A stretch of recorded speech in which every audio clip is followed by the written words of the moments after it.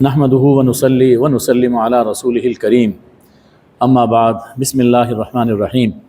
سورہ الحج مکی دور کی سورہ ہے۔ اس میں اللہ تعالیٰ نے اسلام کے بنیادی عقائد تو بیان فرمائے ہیں، توحید، رسالت اور آخرت، جیسا کہ مکی دور کی صورتوں کا مزاج ہے۔ اس کے ساتھ قرآن مجید کی عظمت ہے، رسول اللہ صلی اللہ علیہ وسلم کی شان بھی بیان فرمائی، آخرت کے بارے میں شبہات کے جوابات ہیں، نظام کائنات کا ایک اصول بھی بیان فرمایا، انسان اور جن کی تخلیق کا بھی ذکر فرمایا۔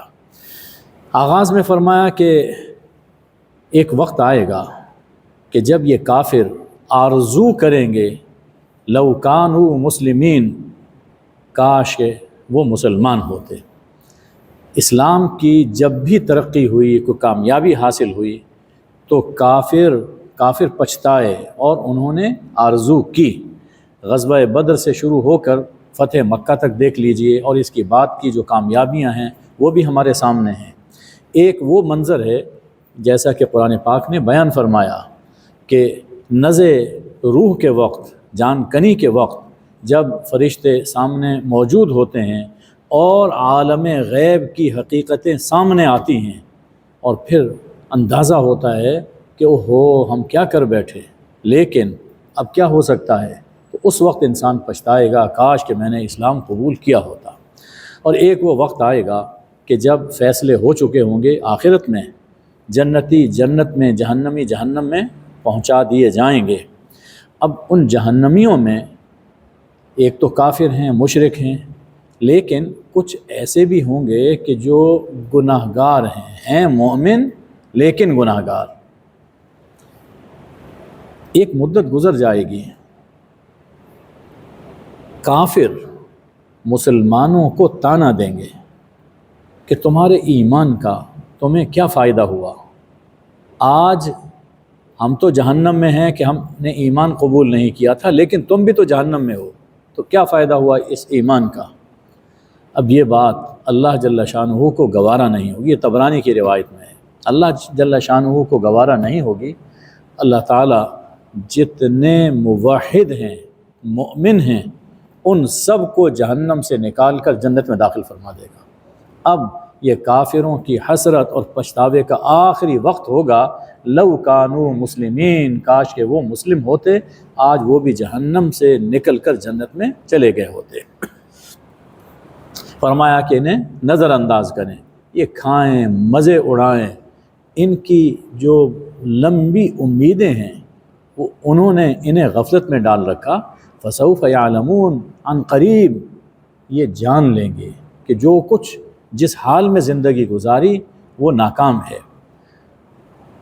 ہم نے جو بھی بستی ہلاک کی اس کے لیے ایک کتاب مقرر تھی، ایک فیصلہ اس کے لیے مقرر تھا، یعنی سمجھایا گیا ہے مشرکین مکہ اور دوسرے مشرکین عرب کو کہ اب جو تمہارے کرتوتوں کے باوجود عذاب نہیں آ رہا، اس کی وجہ یہ نہیں ہے کہ ہم عاجز ہیں، بلکہ فیصلے کا ایک وقت مقرر ہوتا ہے۔ پہلی بستیوں کو بھی ہم نے وقت مقرر پر ہلاک کیا، تمہارے لیے فیصلہ جو ہو چکا ہے، تمہارے لیے بھی وہ وقت جب آئے گا تو فیصلہ ہو جائے گا۔ کوئی امت، کوئی جماعت اپنے وقت مقرر سے نہ آگے بڑھ سکتی ہے نہ پیچھے ہٹ سکتی ہے۔ جو وقت اللہ نے کسی فرد کا مقرر کر رکھا ہے یا کسی قوم کا مقرر کر رکھا ہے، وہ اس نے پورا کرنا ہے۔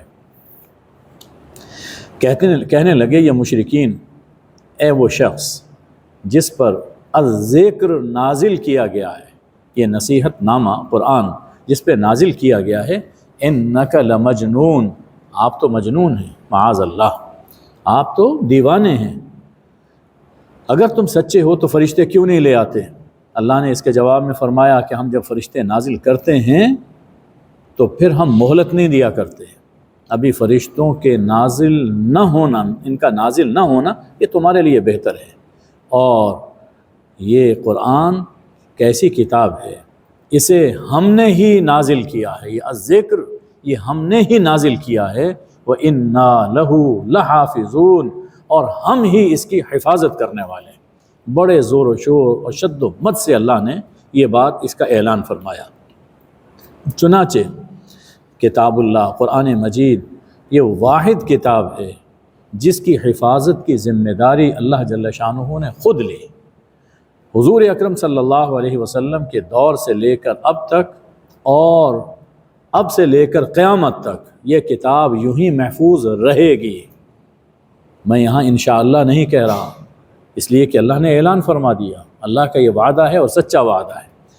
اس سے پہلے تورات انجیل کے بارے میں قرآن مجید میں پہلے آیت ایک گزر چکی، ان کی حفاظت ان کی امتوں پہ ڈالی گئی تھی اور وہ اپنی ذمہ داری پوری کرنے میں ناکام رہے۔ اللہ تعالیٰ نے اس امت میں ایک تو حفاظت خود اللہ جل شانہ فرما رہے ہیں، لیکن اس کے عالم اسباب میں اللہ نے ایسا انتظام فرما دیا کہ پہلے قرآن مجید سینوں میں محفوظ ہوتا تھا، پھر کتاب کی شکل میں آیا، اور اب تو اتنی جدید صورتیں آ گئی ہیں کہ عالم امکان میں اس کے مٹنے یا بدلنے کی کوئی صورت نظر نہیں آتی۔ ارشاد ہے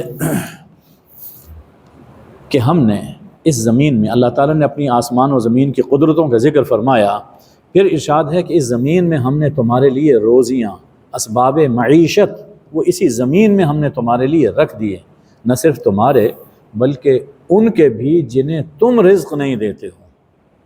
کتنی حیوانات ہیں اور حشرات ہیں جو اپنا رزق، اور اسی طرح طیور، یہ پرندے، ان کو رزق اللہ تعالیٰ اسی زمین سے عطا فرما رہا ہے۔ اب یہ پوری کائنات کا ایک اصول بیان فرمایا کہ ہر چیز کے ہمارے پاس خزانے ہیں، ہر چیز کے ہمارے پاس خزانے ہیں، خواہ وہ ظاہری رزق ہو یا باطنی رزق ہو، ان سب چیزوں کے خزانے ہیں ہمارے پاس، اور ہم ایک مقدار مقرر کے ساتھ اسے زمین پر ہم نازل کرتے ہیں، اس لیے کہ اس سے بڑھ کر اگر ہو تو قرآن مجید ہی میں آ رہا ہے کہ لوگ طغیان اور سرکشی کرنے لگ جائیں، تو مقدار معلوم، مقدار مقرر کے مطابق اللہ تعالیٰ اسے نازل فرماتا ہے۔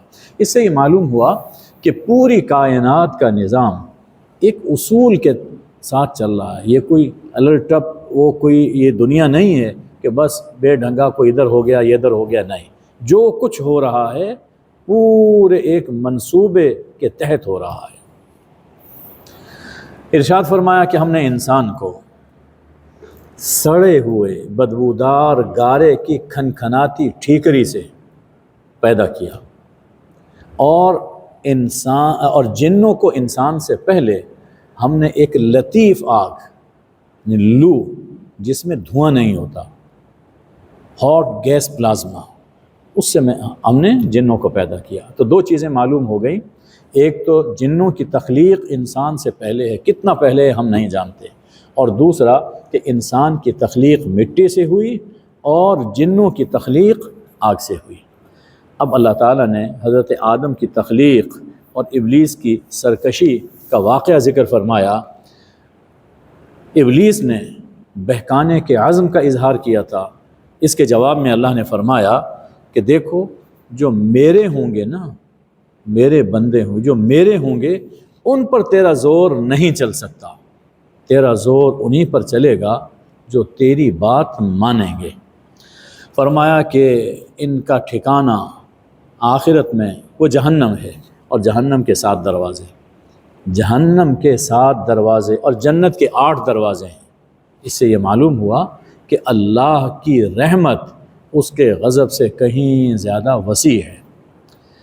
متقین کو جنتوں میں داخل کیا جائے گا، حکم ہوگا کہ جنتوں میں داخل ہو جاؤ سلامتی کے ساتھ، امن کے ساتھ، اور جو کچھ ان کے سینوں میں ایک دوسرے کے بارے میں کدورت ہوگی دنیاوی معاملات میں، ہم اسے کھینچ لیں گے اور بھائی بھائی بن جائیں گے، اور وہاں کے تختوں پر آمنے سامنے بیٹھے ہوں گے، نہ کوئی تھکاوٹ ہوگی، نہ ان کو جنت سے نکالا جائے گا۔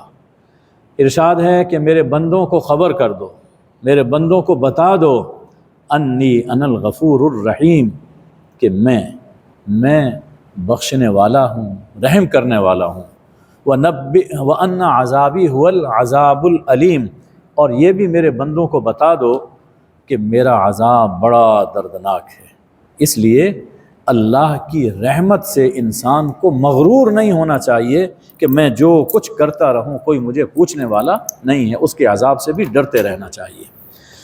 حضرت ابراہیم علیہ السلام کے مہمانوں کا قصہ بیان فرمایا، اور اسی کے ساتھ حضرت لوط علیہ السلام پاس وہ مہمان پہنچے اور خوبصورت لڑکوں کے شکل میں پہنچے، اور قوم نے حملہ کر دیا حضرت لوط علیہ السلام کے گھر پر، اور یہ کہا کہ ہمارے سپرد کر دو۔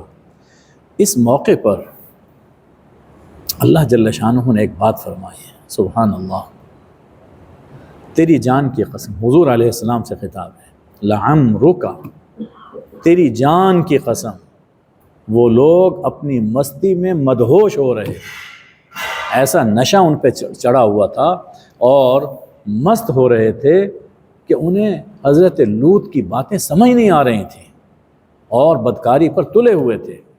اللہ نے یہ بات فرمائی ہے، اور حضور اکرم صلی اللہ علیہ وسلم کی جان کی، آپ کی عمر کی قسم اٹھائی، لعمرک۔ ابن عباس رضی اللہ عنہما نے اس موقع پر ایک بڑا خوبصورت جملہ کہا، فرمایا کہ میں نے خدا کو نہیں سنا، یعنی قرآن مجید میں نے خدا کو نہیں سنا کہ اس نے محمد صلی اللہ علیہ وآلہ وسلم کی جان عزیز کے سوا کسی جان کی قسم کھائی ہو۔ اس سے یہ معلوم ہوتا ہے کہ پوری کائنات میں سب سے افضل، سب سے اکرم، سب سے اشرف، سب سے اعلیٰ، سب سے اولیٰ وہ حضور اکرم صلی اللہ علیہ وسلم کی ذات گرامی ہے، اور ہماری خوش نصیبی ہے کہ اللہ نے ہمیں حضور صلی اللہ علیہ وسلم کے قدموں سے وابستہ فرمایا ہے۔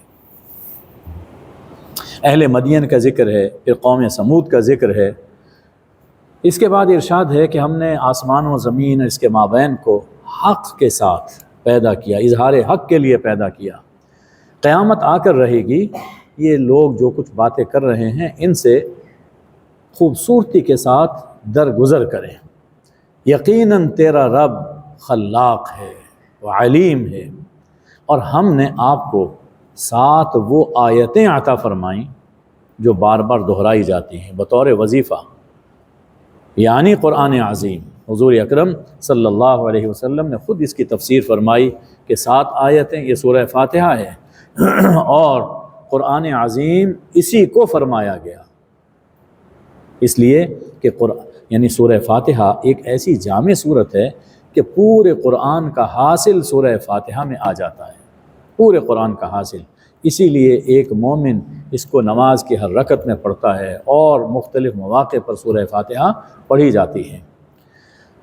اب اس کے بعد ارشاد ہے کہ یہ اتنی بڑی نعمت ہے، صرف سورہ فاتحہ، یہ اتنی بڑی نہیں، یعنی سورہ فاتحہ کے بارے میں حدیث میں آتا ہے کہ تورات، انجیل، زبور، کسی آسمانی کتاب میں سورہ فاتحہ کی مثل نازل نہیں ہوئی، بے مثل یہ سورہ ہے۔ اتنی بڑی دولت ہے کہ میرے حبیب، دنیا کے مختلف طرح کے لوگوں کو ہم نے دنیاوی سامان سے جو جو کچھ نوازا ہے، آپ ان کی طرف آنکھ بھر کر بھی نہ دیکھیں، کبھی آنکھ بھر کر نہ دیکھیں، اس لیے کہ آپ کے پاس جو دولت ہے صرف سورہ فاتحہ، یہ ان تمام دولتوں سے کہیں زیادہ قیمتی ہے۔ آپ ان پر افسوس نہ کیجیے، اور مؤمنین پر آپ شفقت فرمائیے، ان کے ساتھ آپ نرمی سے پیش آئیے، اور کہہ دیجئے کہ میں تمہارے لیے ایک کھلا ڈرانے والا نذیر مبین بن کر آیا ہوں، تمہیں ڈراتا ہوں کہ اگر تم نے باتیں نہ مانی، اپنے انجام کو نہ سمجھا، یاد نہ رکھا، تو تم پر عذاب آئے گا، جیسا کہ ہم نے عذاب نازل کیا ان لوگوں پر جو قسمیں اٹھاتے تھے کہ اگر آپ کچھ کر سکتے ہیں تو آپ کر لیجئے، عذاب لانا ہے تو لے آئیے۔ اور یہ وہ لوگ تھے کہ جنہوں نے قرآن کو، یعنی آسمانی کتاب کو، جنہوں نے بوٹیاں بنا لیا تھا، ٹکڑے ٹکڑے بنا لیا تھا، اپنی مرضی کی بات جو اپنے فائدے کی ہوتی تھی اسے قبول کرتے تھے، اور جس میں ان کا کوئی دنیاوی نقصان ہوتا تھا اس کا انکار کر دیتے تھے۔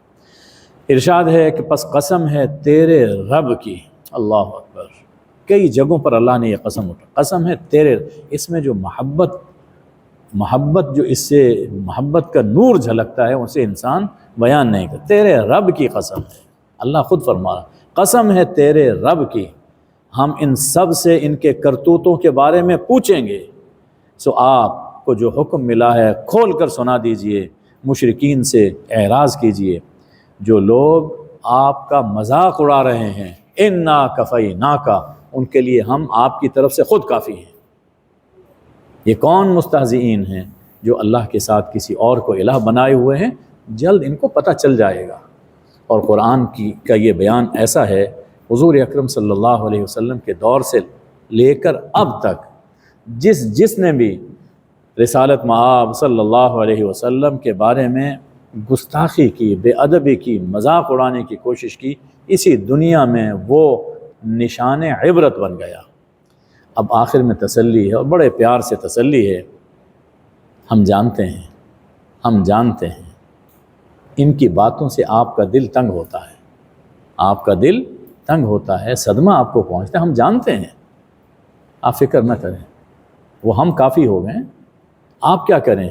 آپ اپنے رب کی تسبیح کریں اور رب کی تحمید کرتے رہیں، سبحان اللہ، الحمدللہ، اور دین کا کام کرتے رہیں، اور سجدہ کرتے رہیں، سجدہ ریز ہو جائیں، ہمارے حکم کے سامنے جھکے رہیں، اپنے رب کی عبادت کریں، یہاں تک کہ آخری گھڑی آپ پہنچے، آپ تبلیغ کا کام کر دیں، رسالت کا کام آپ کر دیں، باقی معاملات ہم خود سنبھالیں گے۔ سورہ حجر یہاں پوری ہوئی۔ سورہ النحل مکی دور کی سورہ ہے۔ اس صورت میں بھی توحید اور آخرت کا خاص طور پر ذکر ہے، رسالت کا ذکر بھی ساتھ ساتھ چل رہا ہے۔ اس سورہ مبارکہ میں ظاہری اور باطنی نعمتوں کا خاص طور پر اللہ نے ذکر کیا، یعنی اتنی نعمتوں کا اللہ نے ذکر کیا ہے، ظاہری بھی اور باطنی بھی، کہ اگر ہم اسے کہیں کہ یہ سورۃ النعم ہے، نعمتوں والی صورت ہے، نعمتوں کی صورت ہے، تو بیجا نہ ہوگا۔ اس صورت میں اللہ تعالیٰ نے اپنی نعمتوں کو بار بار آیات فرمایا، آیات، یعنی ان نعمتوں میں غور کرنے سے، اللہ، آیت کا معنی ہے پتہ، ان نعمتوں میں غور کرنے سے اللہ کا پتہ چلتا ہے، اللہ کی معرفت حاصل ہوتی ہے۔ اسی طرح اسلام کی بنیادی عقائد پر انسانی عقل اور انسانی مشاہدے سے نہایت دل نشین انداز میں استدلال کیا گیا ہے۔ قرآن کی حقانیت بھی ہے اور شبہات کے جوابات بھی ہیں۔ وہ ایک مضمون جو سورہ یونس سے چلا تھا، وہ مسلسل ان صورتوں میں چل رہا ہے۔ فرمایا کہ اتا امر اللہ، اللہ کا فیصلہ، اللہ کا حکم آ گیا، فلا تستعجلوا، سو اس کی جلدی نہ مچاؤ، جلدی نہ مچاؤ۔ یعنی اللہ کا فیصلہ کون سا؟ غلبہ اسلام کا، عذاب کا، قیامت کی گھڑی کا، اور ہجرت کا فیصلہ، یہ سب چیزیں اللہ کے امر میں داخل ہیں، وہ بس آ گئے۔ تم لوگ کہتے ہو کہ یہ کیوں نہیں ہوتا، یہ کیوں نہیں ہوتا، اللہ کا فیصلہ آ چکا، جلدی نہ مچاؤ، بس وہ وقت آیا ہی چاہتا ہے۔ پاک ہے وہ اللہ، اور بالا و برتر ہے ان تمام چیزوں سے جنہیں یہ اللہ کے ساتھ شریک کرتے ہیں۔ اب قرآن کی شان بیان فرمائی جا رہی ہے۔ اللہ تعالیٰ فرشتوں کو الروح دے کر فرشتوں کو اپنے امر سے اپنے بندوں میں سے جس پر چاہتا ہے نازل فرماتا ہے۔ اللہ تعالیٰ اپنے بندوں میں سے جسے پسند کرتا ہے اس پر فرشتوں کے ذریعے الروح نازل فرماتا ہے، اور وہ روح کیا ہے؟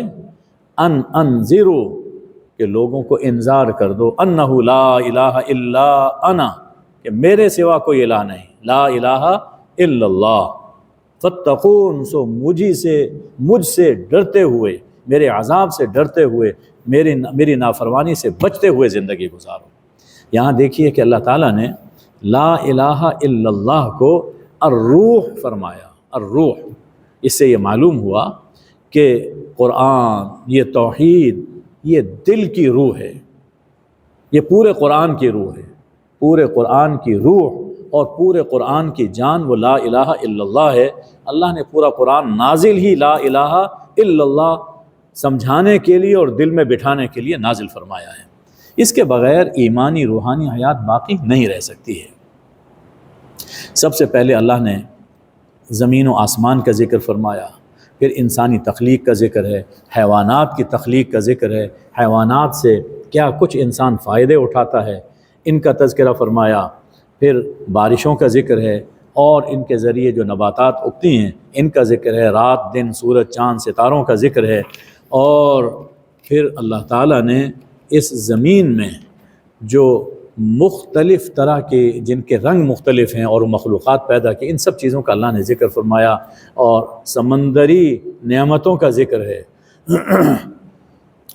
ان تمام کے ذکر کرتے ہوئے جگہ جگہ یہ بات ہے کہ ان نعمتوں میں نشانی ہے ان لوگوں کے لیے جو یتفکرون غور و فکر کرتے ہیں، ان نعمتوں میں نشانیاں ہیں، آیات ہیں ان لوگوں کے لیے جو عقل رکھتے ہیں، ان نعمتوں میں نشانیاں ہیں ان لوگوں کے لیے جو دھیان دیتے ہیں، نصیحت قبول کرتے ہیں۔ سمجھایا یہ جا رہا ہے کہ یہ تفکر، تعقل اور تذکر، یہ ایک مومن میں یہ خوبیاں ہونی چاہیے۔ وہ آنکھیں بند کر کے غفلت کی زندگی نہ گزارے، خود اپنے اندر جھانکے کہ اللہ نے مجھے کن کن نعمتوں سے نوازا ہے، اپنے دائیں بائیں جو نعمتیں ہیں ان میں غور کرے، اوپر دیکھے نیچے دیکھے، ہر طرف اللہ کی نشانیاں اسے بکھری ہوئی نظر آئیں گی، اور ایک ایک نشانی، ایک ایک نعمت وہ انسان کو یقین دلاتی ہے کہ معبود برحق وہ صرف اللہ ہے، لا الہ الا اللہ۔ ارشاد ہے، ذرا سوچو کہ جو پیدا کرنے والا ہے، جو خالق ہے، کیا وہ اس کی طرح ہو سکتا ہے کہ جس نے کبھی کوئی چیز پیدا ہی نہیں کی؟ یعنی خالق اور مخلوق یہ آپس میں برابر نہیں ہو سکتے، اور اگر تم اللہ کی نعمتوں کو شمار کرنا چاہو تو شمار نہیں کر سکتے۔ اللہ تمہارے کھلے چھپے کو جانتا ہے، اور جن کو اللہ کے سوا یہ پکارتے ہیں انہوں نے کچھ پیدا نہیں کیا، وہ خود مخلوق ہیں، وہ اموات ہیں، زندہ نہیں ہیں، اور نہیں جانتے کہ انہیں کب اٹھایا جائے گا۔ یعنی وہ مردہ ہیں، مر چکے ہیں یا مرنے والے ہیں، اور جس پر موت آئے وہ الہ نہیں ہو سکتا، وہ خدا نہیں ہو سکتا جس پر موت آئے۔ تو مرنے والا ہے وہ خدا کیسے ہو گیا؟ تمہارا الہ کون ہے؟ الہ واحد، صرف ایک ہے۔ جو آخرت پر ایمان نہیں رکھتے ان کے دل انکار کر رہے ہیں، اور انکار کا سبب وہ اپنے آپ کو بڑا سمجھتے ہیں۔ انکار کا سبب یہ ہے کہ وہ اپنے آپ کو بڑا سمجھتے ہیں، کوئی بات ماننے کے لیے تیار نہیں ہیں۔ ارشاد فرمایا کہ جب ان سے کہا جاتا ہے کہ تمہارے رب نے کیا نازل کیا، تو کہتے ہیں اساطیر الاولین، یہ پہلوں کی کہانیاں ہیں، معاذ اللہ، کہانیاں، سٹوریز ہیں بس۔ لیکن اس کا انجام کیا ہوگا کہ قیامت کے دن یہ خود اپنے بوجھ بھی اٹھائیں گے، اور جن جن لوگوں کو انہوں نے بے علمی میں، نادانی میں، بغیر علم کے گمراہ کیا، ان کے بوجھ بھی انہی کے کندھوں پر ہوں گے۔ بڑا برا بوجھ ہے جو یہ لوگ اٹھائیں گے۔ سوچنا چاہیے کہ انسان کو میں کیا کام کر رہا ہوں، اگر خود غلط چل رہا ہے تو اپنا بوجھ، اور اگر کسی کو غلط راہ پہ لگا رہا ہے تو اس کا بوجھ بھی اس کے کندھوں پہ آئے گا۔ ان سے پہلے لوگوں نے بھی داؤ کھیلے تھے اللہ کے خلاف، اللہ کے دین کے خلاف، تو پھر اللہ نے ان کے مکر، ان کے داؤ کی عمارت جڑوں سے اکھیڑ دی، اور وہاں سے عذاب آیا جہاں سے ان کو علم نہیں، جہاں سے ان کو خیال تک نہیں تھا۔ اس کے مقابل میں اہل علم یہ کہتے ہیں کہ ان الخزي اليوم والسوء علی الکافرین، آج رسوائی، بدبختی ان پر ہے جنہوں نے دنیا میں انکار کیا۔ اب کافروں اور مؤمنین کی موت کا اللہ ذکر فرما رہا ہے کہ حال کیا ہوتا ہے۔ یہ جو کافر ہیں، فرشتے جب ان کی جان نکالتے ہیں اس حال میں کہ یہ اپنے اوپر ظلم کر رہے ہوتے ہیں، یعنی کفر میں ان کی جان نکل رہی ہوتی ہے، تو اب وہ چونکہ سامنے کی باتیں کھل رہی ہیں، اس وقت یہ اطاعت قبول کریں گے کہ اے اللہ ہم ایمان لاتے ہیں، اے اللہ ہمیں معاف کر دے، ہم گناہ نہیں کریں گے۔ کیوں نہیں؟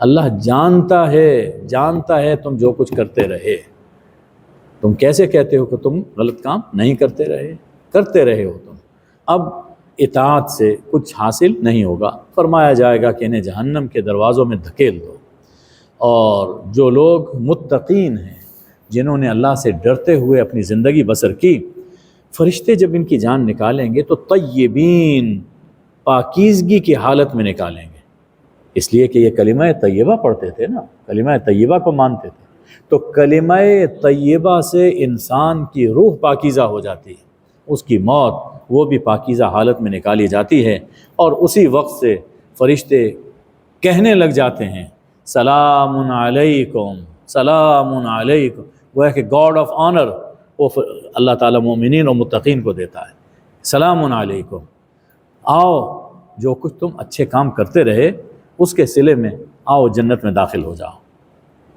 اور جب جنتوں میں جائیں گے، اس سے پہلے گزر چکا سورہ یونس میں کہ وہاں بھی ان کو گاڈ آف آنر ہو، سورہ رات کے اندر بھی اللہ نے یہ مضمون بیان فرما، یعنی دنیا میں اگر مومنین نے کوئی تکلیفیں سہی ہیں اور ان کی انسلٹ ہوتی رہی ہے تو اس پر دکھی نہ ہوں، ادھر جان نکل رہی ہوگی اور ادھر سے ان کی عزتوں کا زمانہ شروع ہو رہا ہوگا۔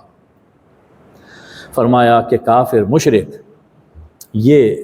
انہوں نے یہ کہا، مشرکوں نے کہا، ان کے ایک شبہ کا جواب ہے، اگر اللہ چاہتا تو ہم اللہ کے سوا کسی کی عبادت نہ کرتے، نہ ہم کرتے، نہ ہمارے آباء و اجداد کرتے، اور نہ ہی ہم اس کے حکم کے سوا کسی اور چیز کو حرام کرتے۔ یعنی مشرکوں کا شبہ یہ ہے کہ اللہ ہمیں زبردستی سیدھے راہ پہ چلائے،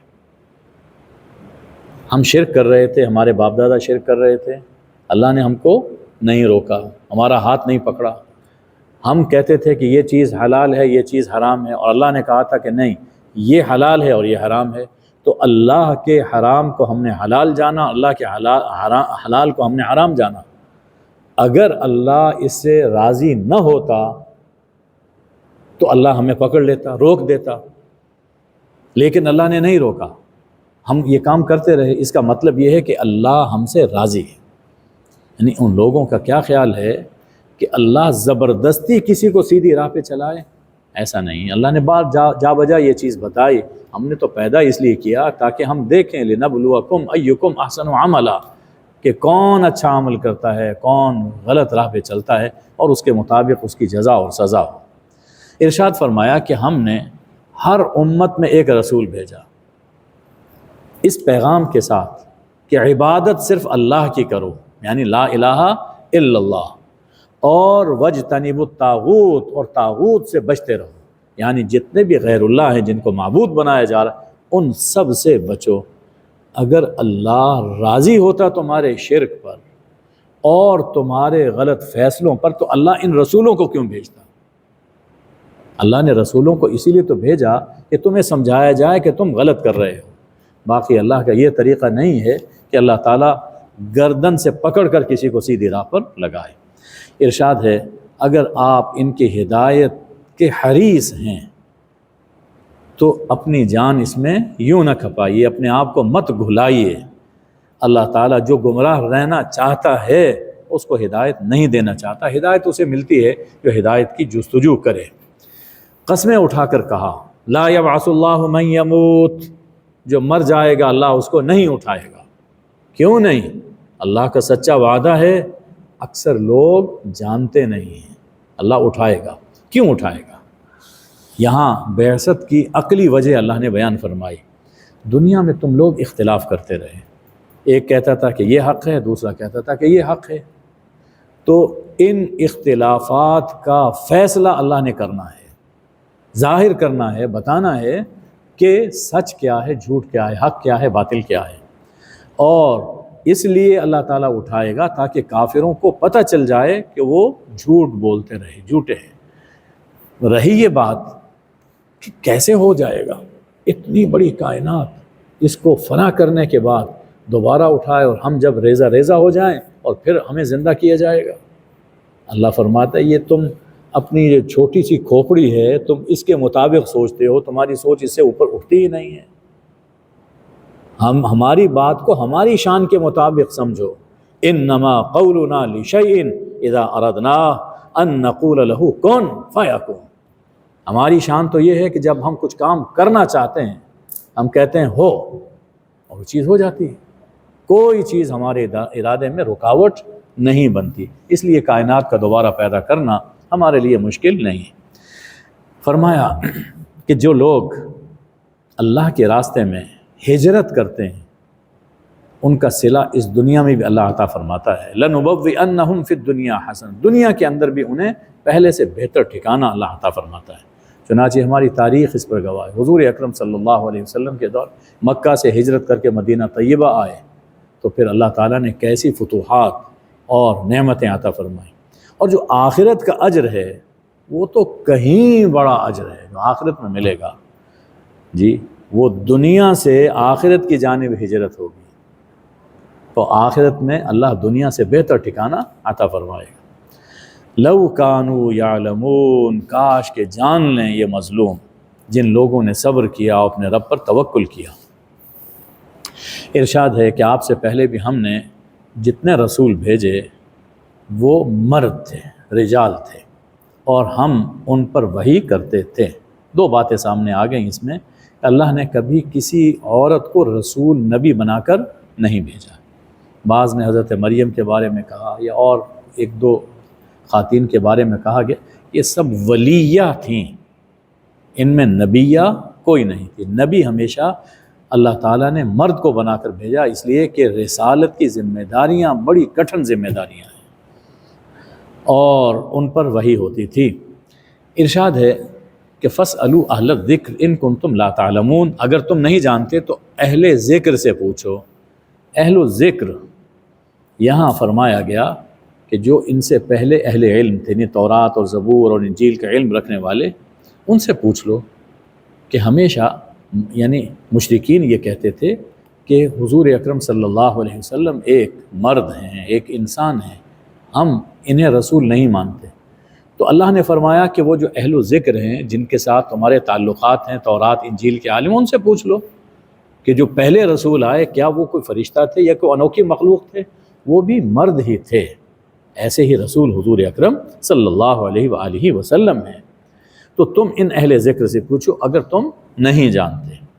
اس میں ایک بڑا اہم اصول اللہ نے عطا فرما دیا، یہ آج کی بیماری کا علاج ہے کہ خود جانتے نہیں، یعنی اس سے یہ معلوم ہوتا ہے کہ اگر انسان کو علم نہ ہو تو اہل علم سے پوچھنا چاہیے۔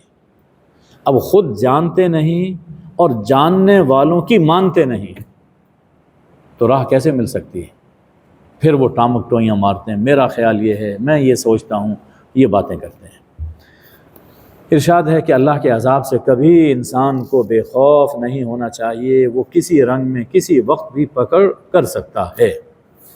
پھر اس کائنات کی فرما برداری کا اللہ نے ذکر فرمایا، یہ نہیں دیکھتے کہ اللہ نے جو چیز بھی پیدا کی اس کے سائے دائیں بائیں ڈھلتے رہتے ہیں، یعنی یہ جو سایہ ہے یہ بھی اللہ کی ایک بڑی نعمت ہے، اس کا ذکر اللہ تعالیٰ نے فرمایا۔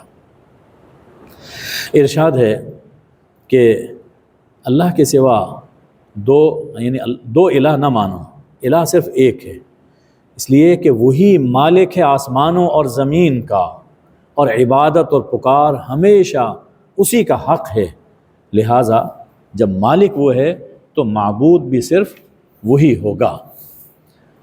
فرمایا کہ وَيَجْعَلُونَ لِمَا لَا يَعْلَمُونَ نَصِيبًا مِّمَّا رَزَقْنَاهُمْ، یہ لوگ ان کے لیے ہمارے دیے ہوئے رزق سے حصہ مقرر کرتے ہیں جن کی حقیقت سے یہ واقف نہیں، یعنی جھوٹے خدا رزق ہم دیتے ہیں اور اس میں سے حصہ جھوٹے خداؤں کا مقرر کرتے ہیں اور ان کو پتہ ہی نہیں کہ ان کی حقیقت کیا ہے۔ تو کیسی بد نصیبی ہے کہ دیا ہوا اللہ کا اور گن گائیں غیروں کے، تو اللہ تعالیٰ پکڑے گا۔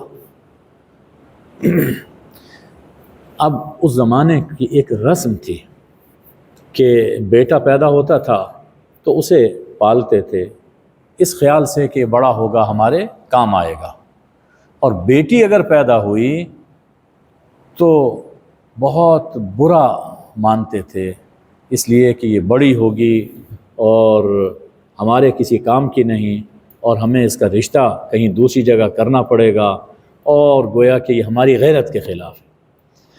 اس کیفیت کو اللہ نے بیان فرمایا کہ جب ان میں سے کسی کو یہ بشارت دی جاتی ہے، خبر دی جاتی ہے کہ بیٹی پیدا ہوئی، چہرہ سیاہ پڑ جاتا ہے اور وہ غصے سے، غم سے گھونٹ بھرتا ہے، غم کے گھونٹ بھرتا ہے، اور قوم سے منہ چھپاتا پھرتا ہے، سوچتا ہے کہ میں اسے زندہ رکھوں اور ذلت برداشت کروں، یا میں اسے مٹی میں زندہ دفن کر دوں۔ الا ساء ما یحکمون، کتنا برا فیصلہ ہے جو یہ لوگ کرتے ہیں۔ ہماری جو خواتین ہیں جو قرآن کو مانتی ہیں، کہتے ہیں کہ ہم اللہ کو مانتی ہیں، اور جو کچھ ہوتا تھا اسلام نے ان کو کیا مقام عطا فرمایا، افسوس کہ اس کو یاد نہیں رکھتی، اور وہ نعرے لگا رہی ہیں، اس آزادی کی بات کر رہی ہیں جس میں ان کی سراسر رسوائی ہے اور ذلت ہے۔ اسلام نے جتنا خواتین کو عزت عطا فرمائی اور تحفظ عطا فرمایا، اس وقت بھی دنیا میں کسی قانون کے اندر ویسی عزت و تحفظ نہیں۔ ارشاد ہے کہ اگر اللہ لوگوں کو ان کے ظلم کی وجہ سے پکڑنے لگے، فوراً پکڑ کرے، تو زمین پر آپ کو چلتے پھرتے کوئی جاندار نظر نہ آئے، لیکن اللہ نے ایک وقت مقرر کر رکھا ہے، تو اللہ تعالیٰ ڈھیل دیتا ہے، مؤخر فرماتا ہے، اور جب وہ وقت آ جائے گا تو پھر ایک گھڑی بھی مہلت نہیں ملے گی۔ ارشاد ہے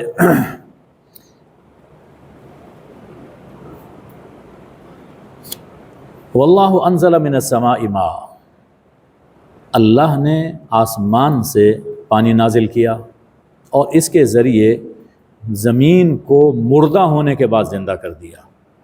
اس میں بھی نشانی ہے اللہ کی قدرت کی، اللہ کی معرفت ہے اس میں ان لوگوں کے لیے جو دھیان سے سنتے ہیں۔ اب دیکھیے حضور اکرم صلی اللہ علیہ وسلم کی یہ دعوت تھی کہ آخرت یقینی ہے، اور دوسری دعوت یہ تھی کہ صرف اللہ ہی معبود ہے، لا الہ الا اللہ، اور آخرت پر ایمان، کہ اللہ ہی معبود ہے، وہی مطاع ہے، وہی مشکل کشا ہے، وہی فریاد رس ہے۔ اس سے شرک اور دہریت پر قائم نظام زندگی اور مذہبی رسوم پر زد پڑتی ہے۔ جب یہ مانا جائے کہ اللہ ہی سب کچھ کرنے والا ہے، سب اختیار اللہ کے پاس ہے، تو یہ جو رسمیں ہیں مذہبی وہ بھی ختم ہوتی ہیں، اور دہریت وہ بھی ختم ہوتی ہے۔ مشرکین اس کی مخالفت اسی لیے کرتے تھے۔ تو پہلی بات سمجھانے کے لیے کہ آخرت یقینی ہے، اللہ نے زمین اور بارش اور زمین سے نباتات اور اس کی زندگی کا حوالہ دے دیا کہ دیکھو زمین مر چکی ہوتی ہے، بنجر ہو چکی ہوتی ہے، بارش ہوتی ہے تو زندہ ہو جاتی ہے۔ تو اسی طرح ایک دن آئے گا کہ جب اللہ اس فنا کے بعد دوبارہ زندہ فرمائے گا۔ تمہاری آنکھوں کے سامنے یہ تمہارا مشاہدہ ہے۔ ایک بات تو یہ فرمائی، اور دوسری بات کہ اللہ ہی تمہارا معبود ہے، اس کے لیے آیت نمبر 66 سے آیت نمبر 69 تک یہ بیان فرمایا، اور اس کا حاصل یہ ہے کہ اللہ کا یہ حکیمانہ نظام دیکھو، جو اکیلا ایسا حکیمانہ نظام چلا رہا ہے وہ تمہاری مشکلات کو بھی اکیلا حل کر سکتا ہے۔ اور حکیمانہ نظام کیا ہے؟ فرمایا کہ یہ جانور، ان جانوروں میں تمہارے لیے نصیحت ہے، تمہارے لیے عبرت ہے۔ ہم ان کے پیٹ سے گوبر اور خون کے درمیان سے نکال کر تمہیں خالص دودھ پلاتے ہیں جو خوشگوار ہوتا ہے، تمہاری صحت اس سے ٹھیک رہتی ہے۔ تو گوبر اور خون کے درمیان سے نکال کر ہم تمہیں خالص دودھ پلاتے ہیں۔ شرک اور بدعت اور معصیت کے ماحول میں یہ توحید و سنت، یہ لبن خالص، یہ خالص دودھ ہے۔ ماحول میں اگر شرک کے جراثیم پھیلے ہوں اور بدعات کی جانب لوگوں کا رجحان ہو، گناہوں کا ماحول ہو، اس میں اگر انسان فرما برداری کی زندگی اختیار کرتا ہے، توحید اور سنت پر قائم رہتا ہے، تو گویا لبن خالص روحانی دودھ پی رہا ہے۔ ارشاد یعنی یہ گویا فرمایا جا رہا ہے کہ میں تمہیں دودھ خالص پلاتا ہوں، میں تمہیں خالص دودھ پلاتا ہوں تو تم سے ایمان بھی خالص چاہتا ہوں۔ جیسے جسمانی صحت کے لیے خالص دودھ ضروری ہے، اسی طرح روحانی صحت کے لیے خالص ایمان ضروری ہے۔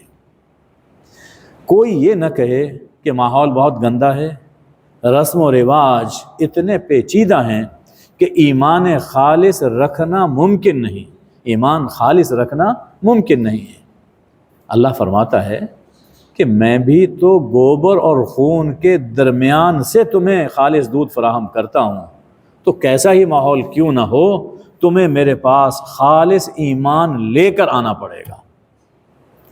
اس کے بعد پھلوں کا ذکر فرمایا کہ کھجور کے پھل ہیں اور انگور ہیں، اس سے تم اپنا مشروب بھی بناتے ہو، اللہ نے رزق حسنہ، اس میں بھی اللہ کو پہچاننے کے لیے نشانی ہے۔ اور پھر یہ اللہ کا وہ نظام دیکھو جو شہد کی مکھی کی فطرت میں اللہ نے ڈالا ہے کہ وہ پہاڑوں پر اپنے چھتے بناتی ہے، درختوں پر اور چھپروں پر، پھر اللہ کی طرف سے اسے یہ حکم ملتا ہے ہر طرح کے پھل کھاؤ، اور جو راستے ہموار اللہ نے تیرے کیے ہیں وہ اس میں چلو۔ اس کے بارے میں جو تحقیقات ہیں جدید، اس کو پڑھنا چاہیے۔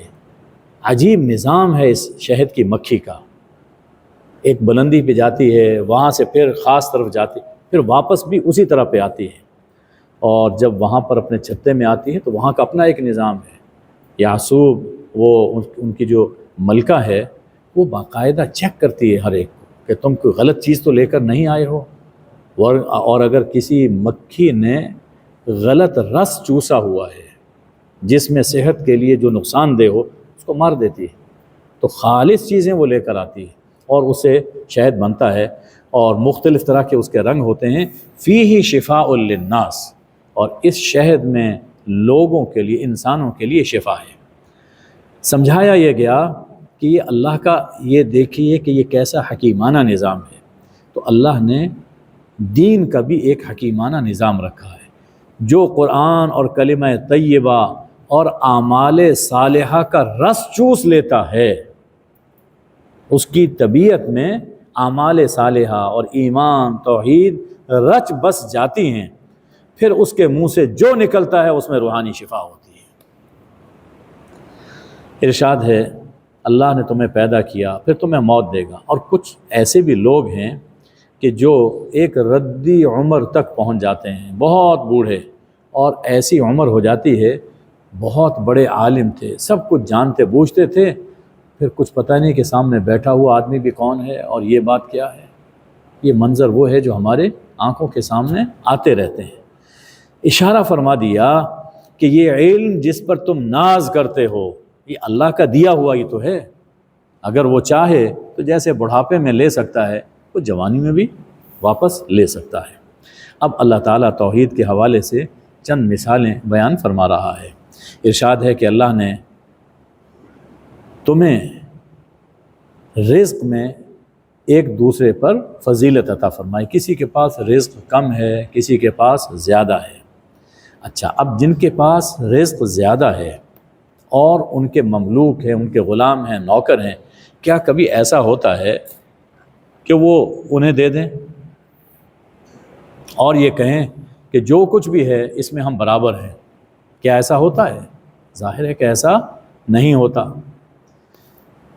اسی طرح فرمایا کہ ایک غلام ہے جو مملوک ہے، کسی کی ملکیت ہے، کسی چیز پر قادر نہیں ہے، اور دوسرا وہ شخص ہے جسے ہم نے رزق حسن عطا فرمایا اور وہ اپنی مرضی سے کھلے چھپے خرچ کرتا ہے۔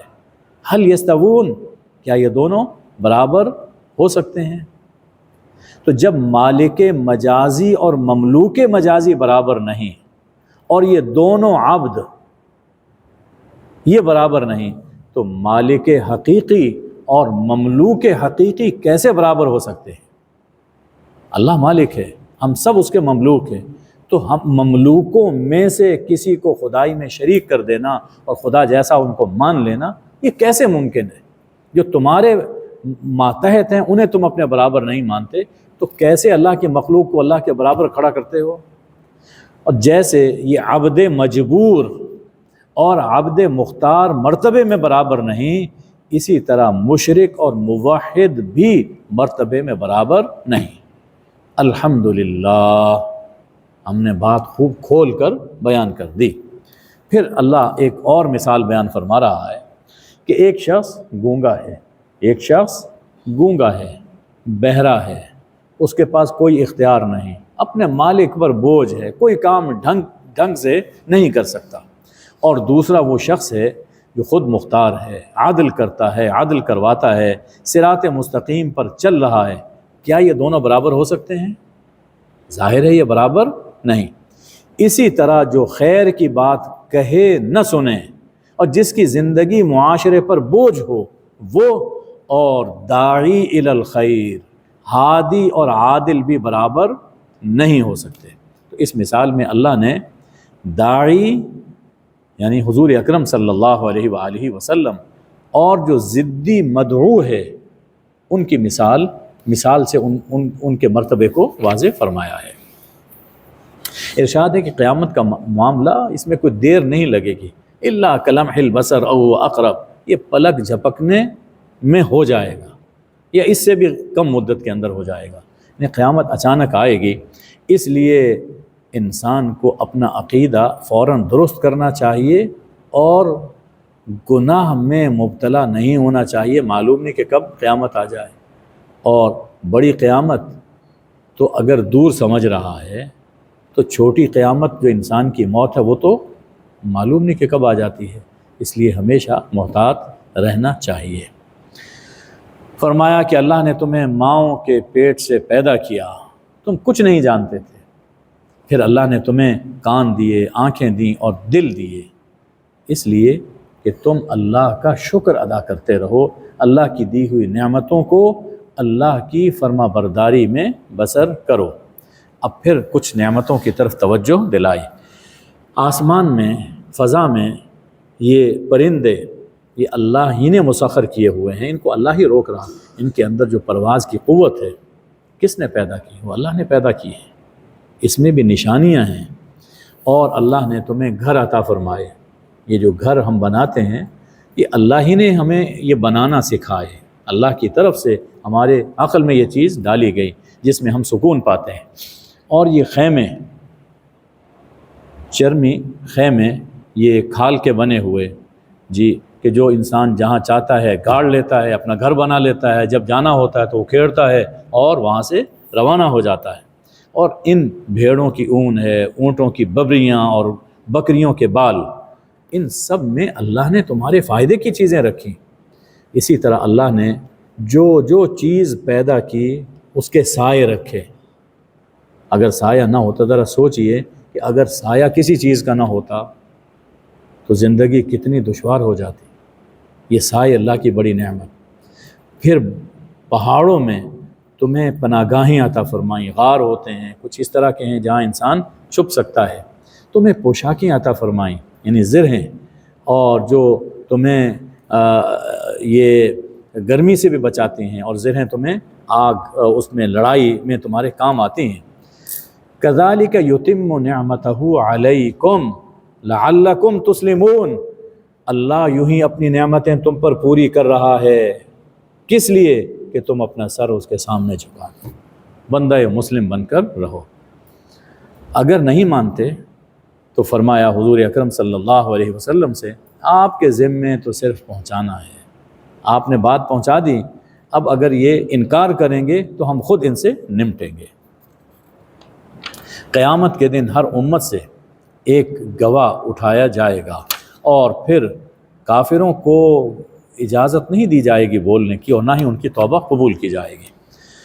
اس کے بعد فرمایا کہ ہر امت سے ہم گواہ اٹھائیں گے جو ان پر گواہی دیں گے، خود انہی میں سے۔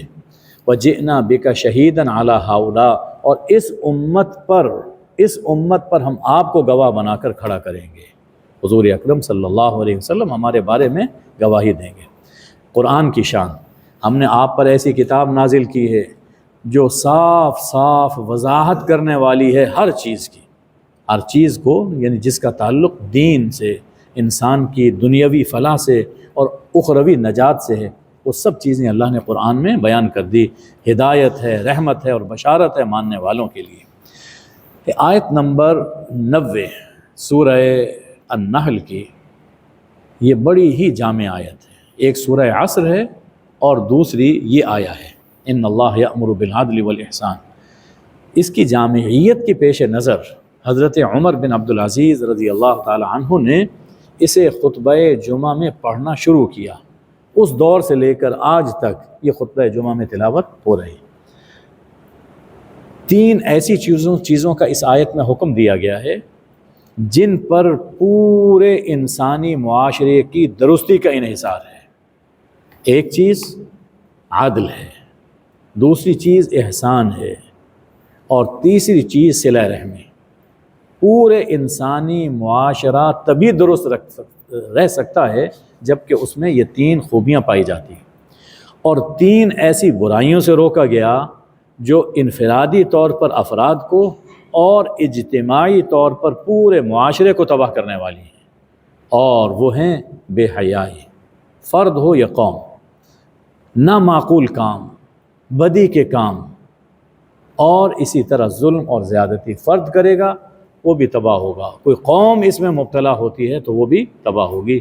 ارشاد فرمایا کہ اللہ تمہیں واعظ فرما رہا ہے، اللہ تمہیں نصیحت فرما رہا ہے تاکہ تم دھیان دو، تاکہ تم اس نصیحت کو قبول کرو. خاص طور پر، یعنی باقی سب چیزیں، خاص طور پر وعدوں کو پورا کرو. وہ وعدے جو اللہ سے تم نے کیے ہیں انہیں وعدے پورے کرنا یہ بہت ضروری ہے. وعدوں کو پورا کرو، اور جب پختہ قسمیں اٹھا لیں تو مت توڑو. ارشاد فرمایا کہ اہل دین کو بھی دین کی خاطر ناجائز ذرائع اختیار کرنا جائز نہیں. یہ بڑی اہم بات ہے، غور کیجئے اس پر. دین کا کام کرنا چاہتے ہیں اور کوئی ایسا طریقہ، ایسا وسیلہ اختیار کرنا جو دین میں جائز نہیں ہے لیکن بظاہر اس سے کام جلدی آگے بڑھے گا، انسان کا خیال ہے، تو ناجائز ذرائع کا استعمال کرنا دین کی تبلیغ کے لیے، دین کے فروغ کے لیے، یہ اہل دین کے لیے جائز نہیں ہے. اور خواہ یہ حمایت کافروں کے مقابلے میں کیوں نہ ہو.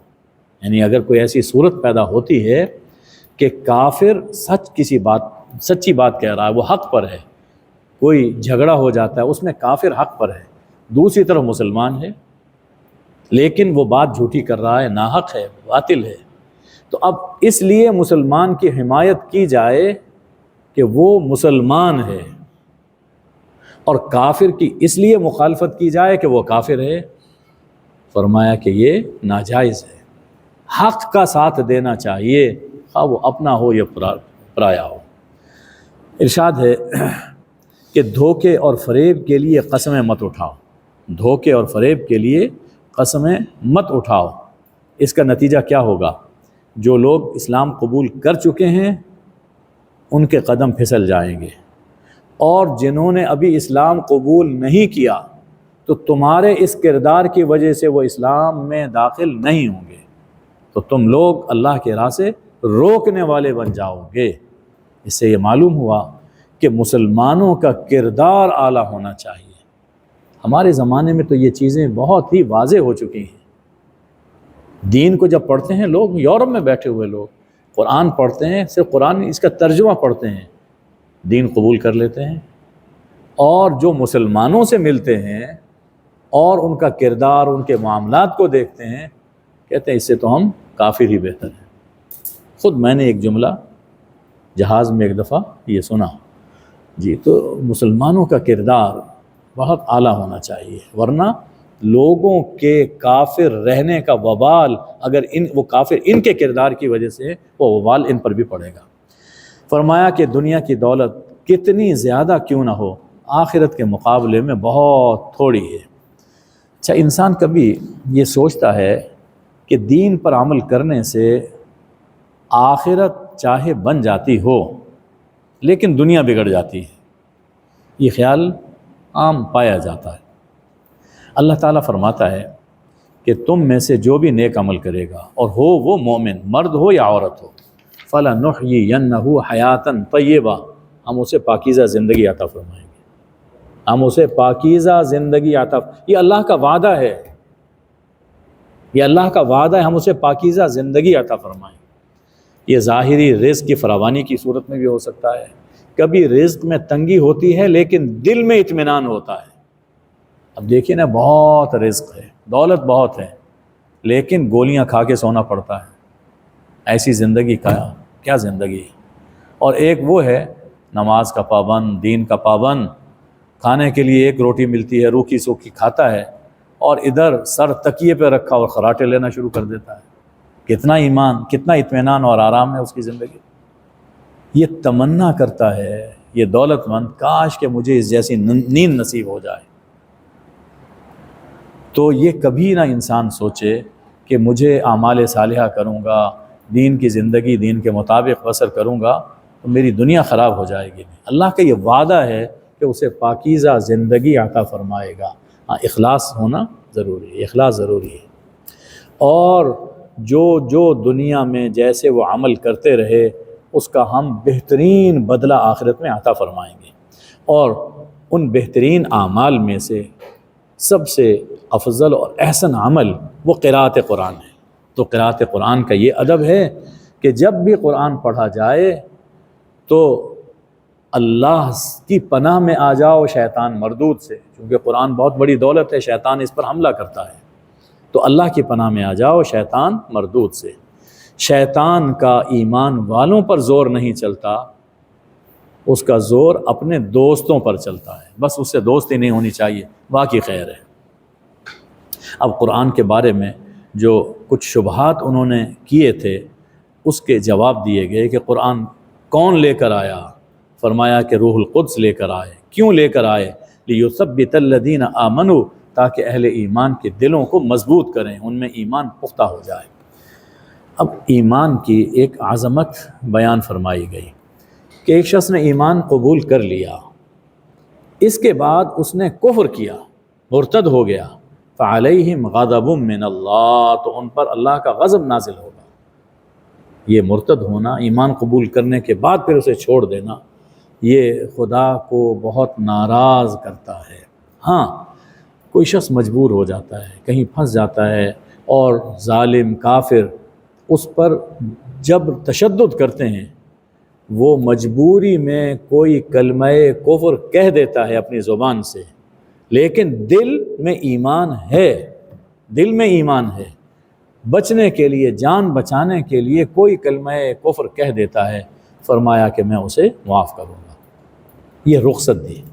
ہاں، اگر ایمان پر جان دے دے، یہ عظیمت ہے، یہ اونچے درجے کے لوگوں کا کام ہے۔ امام حسین سلام اللہ علیہ کی مثال ہمارے سامنے ہے، ایک جملہ کہہ دیتے تو سب کچھ بچ جاتا، لیکن انہوں نے ایمانی قدروں کو بچانے کے لیے اپنی جان قربان کر دی۔ یہ اہل عظیمت کا یہی کام ہوتا ہے۔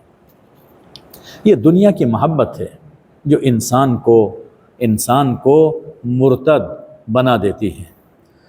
فرمایا کہ جب یہ گمراہی بڑھتی ہے تو پھر ایک دن ایسا آتا ہے کہ رفتہ رفتہ اس کے دل پر مہر لگ جاتی ہے۔ ارشاد ہے کہ بھول چوک ہو جائے تو توبہ کر لو اور اپنی اصلاح کر لو، اللہ تعالیٰ معاف فرما دے گا۔ سورہ کی آخری آیتوں میں اللہ نے حضرت ابراہیم علیہ السلام کا ذکر فرمایا کہ وہ اپنی ذات میں ایک امت تھے، ایک بڑے امام تھے، اللہ کے فرما بردار تھے، اور یکسو ہو کر رہنے والے، کسی اللہ کے سوا ان کا تعلق نہیں ہوتا تھا، جس سے تعلق ہے تو اللہ کی خاطر ہے، شرک کرنے والے نہیں تھے، اللہ کی نعمتوں کا شکر کرنے والے تھے، اللہ نے انہیں چنا اور صراط مستقیم پر ان کو چلایا۔ یہ عرب کو بھی سنایا اور ہمیں بھی سنایا جا رہا ہے کہ تمہارے جو ابا تھے، جد امجد تھے، خواہ وہ نسلی طور پر ہوں خواہ روحانی طور پر ہوں، ان کے اندر یہ اوصاف تھے، تو تمہیں بھی اپنے اندر یہ اوصاف پیدا کرنے چاہیے۔ اب دعوت کا اسلوب بتایا جا رہا ہے کہ جب دین کی دعوت دو تو اس کا اسلوب، اس کا طریقہ کیا ہونا چاہیے۔ ہر آدمی کا کام یہ نہیں ہے، اس کو تربیت حاصل کرنی چاہیے، گفتگو کیسے کرنی ہے، کیا بات کس موقع پر کرنی ہے، یہ بہت اہم ہے۔ بعض اوقات بات تو انسان ٹھیک کرتا ہے لیکن ڈھنگ غلط ہوتا ہے، جس سے فائدے کے بجائے نقصان ہو جاتا ہے۔ ارشاد فرمایا 3 درجے ہیں۔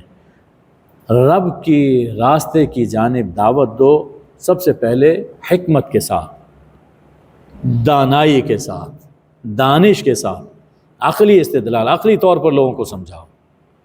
کچھ لوگ وہ بات سمجھتے ہیں جو زیادہ پڑھے لکھے ہیں، اور پھر کچھ لوگ دوسرے درجے کے ہوتے ہیں، تو فرمایا ان کے لیے موعظہ حسنہ، اچھے واعظ، اچھی تلقین ان کو کرو تاکہ ان کے دل پر اثر ہو۔ 2 چیزیں۔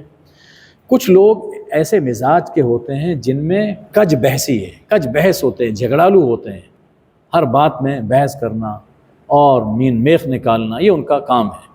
تو ایسے لوگ جب تم سے جدال کرنے لگیں اور جھگڑا کرنے لگیں تو اچھے طریقے سے اس کا جواب دیا جائے، احسن طریقے سے۔ یہ احسن طریقہ کیا ہے؟ احسن طریقہ یہ ہے کہ وہ اپنی ناسمجھی کی وجہ سے غلط سوال کر رہا ہے، تم ضد میں اس کا جواب نہ دو، بلکہ اخلاص کے ساتھ، پورے دل کے سوز کے ساتھ، اور اس کو اللہ کا دین سمجھانے کے جذبے کے ساتھ اس کا جواب دو۔ اور مقصد تمہارا صرف چپ کرانا نہ ہو بلکہ بات سمجھانا، یہ مقصد ہونا چاہیے۔ ہمارے ہاں جو ایک رواج چل پڑا ہے یہ مناظروں کا، اس نے بیڑا غرق کر دیا ہے۔ واللہ دیکھ کر گھن بھی آتی ہے اور افسوس بھی ہوتا ہے۔ علماء ہیں، دونوں طرف بیٹھے ہوئے ہیں، قرآن بھی سامنے ہے، حدیث کی کتابیں سامنے ہیں، اور یوں اٹھا کے ایک دوسرے کے سامنے کتابیں وہ پیش کرتے ہیں، اور ایسے ایسے جملے ایک دوسرے پہ کستے ہیں کہ سنتے ہوئے شرم آتی ہے۔ اور مقصد کیا ہوتا ہے کہ کس کے لیے زندہ باد یا مرد آباد کے نعرے لگ جائے۔ جس کے فالوور زیادہ ہیں اور وہ مرد آباد زندہ باد زیادہ زور سے لگا سکیں نعرے، تو وہ جیت گیا۔ جس کے حق میں تالیاں زیادہ بج گئیں وہ جیت گیا۔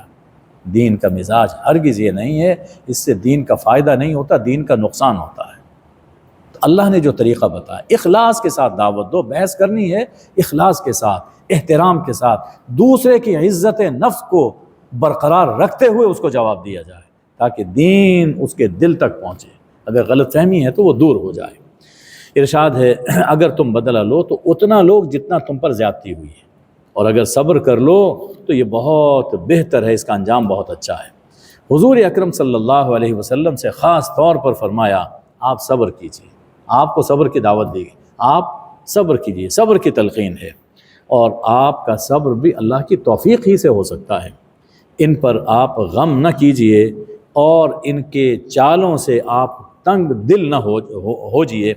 یقیناً اللہ ان لوگوں کے ساتھ ہوتا ہے جو اللہ سے ڈرتے ہوئے زندگی گزارتے ہیں اور جن کے اعمال میں اخلاص ہوتا ہے۔ وما علینا الا البلاغ۔ اللہم صلی علی سیدنا و مولانا محمد النبی الامی وآلہ وبارک وسلم۔ اے اللہ ہم جو کچھ سنتے ہیں اسے سمجھنے کی اور اس پہ عمل کرنے کی توفیق عطا فرما۔ اے اللہ قرآن اور رمضان کی برکت سے سب بیماروں کو شفائے کامل عاجل عطا فرما۔ اے اللہ ہم سے راضی ہو جا، یا اللہ ہم سے راضی ہو جا، یا اللہ ہم سے راضی ہو جا۔ اے اللہ ہمارا بن جا اور ہمیں اپنا بنا لے۔ اے اللہ رمضان کے حقوق کے بارے میں ہم سے جو کوتاہیاں ہو جاتی ہیں اپنے کرم سے معاف فرما دے اور ہماری سب عبادتیں قبول فرما لے۔ ہمارے فلسطینی بھائیوں کی دستگیری فرما۔ اے اللہ ان ظالموں کی سرکوبی فرما اور ہمیں مظلوموں کا ساتھ دینے کی توفیق عطا فرما۔ وصلی اللہ وبارک وسلم علی حبیبہ سیدنا محمد و آلہ الطیبین الطاہرین، آمین یا ارحم الراحمین۔